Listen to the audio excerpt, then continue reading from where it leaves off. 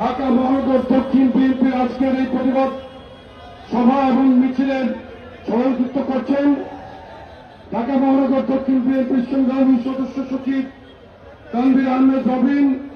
প্রধান অতিথি হিসেবে উপস্থিত আছেন ঢাকার গণমানুষের নেতা, সাবেক মেয়র, মন্ত্রী, সাবেক সংসদ সদস্য, বিএনপি জাতীয় স্থায়ী কমিটির অন্যতম সদস্য জনাব মির্জা আব্বাস।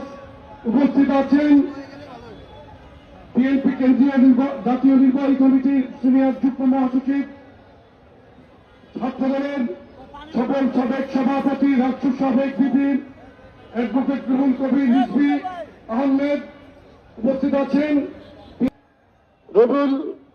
রবিউল আলম রবি। উপস্থিত ঢাকা ৬ আসনের বিএনপি মনোনীত প্রার্থী, সাবেক মেয়র পদপ্রার্থী ইশাক হোসেন সহ অন্যান্য নেতৃবৃন্দ, আসসালামু আলাইকুম। তফসিল ঘোষণার পরের এই যে সন্ত্রাসের ঝনঝনানি, এটা কিন্তু পূর্ব পরিকল্পিত এবং একটি ধারাবাহিক। যারা বাংলাদেশে ডেমোক্রেসির পরিবর্তে মবক্রেসি চালু করছে, তাদেরই চক্রান্তের ফসল এটা। এই যে মব কালচার, এই মব কালচারের মাধ্যমে বাংলাদেশকে যে অশান্ত করার পরিকল্পনা তারা করছে, কোনদিনই বাংলাদেশের মানুষ সেটাকে কিন্তু গ্রহণ করছে না। বিএনপি বরাবরের মতো সবসময় কিন্তু সহনশীল রাজনীতিতে বিশ্বাসী। বিএনপির ভারপ্রাপ্ত চেয়ারম্যান জনাব তারেক রহমান, উনি কিন্তু 5ই আগস্টের পরে কিন্তু বলেছেন, পরাজিত শক্তি যদি বিজয়ীর কাছে নিরাপদ বোধ করে তাহলেই কিন্তু বিজয়ীর আনন্দ। আমরা কিন্তু মানবিক রাজনীতি করছি, কিন্তু যারা গুপ্ত রাজনীতি করেছে এবং আওয়ামী সন্ত্রাসের রাজনীতি, গুপ্ত সন্ত্রাস এবং আওয়ামী সন্ত্রাস কিন্তু একাকার হয়ে গিয়েছে। নির্বাচনকে বানচালের এই অপচেষ্টাকে বাংলাদেশের মানুষ কখনো গ্রহণ করবে না।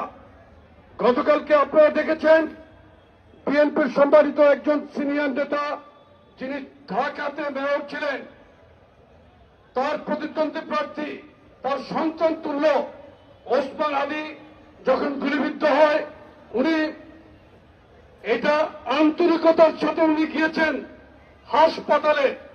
কারো এখানে মাপ করল, আপনারা সকলেই দেখেছেন।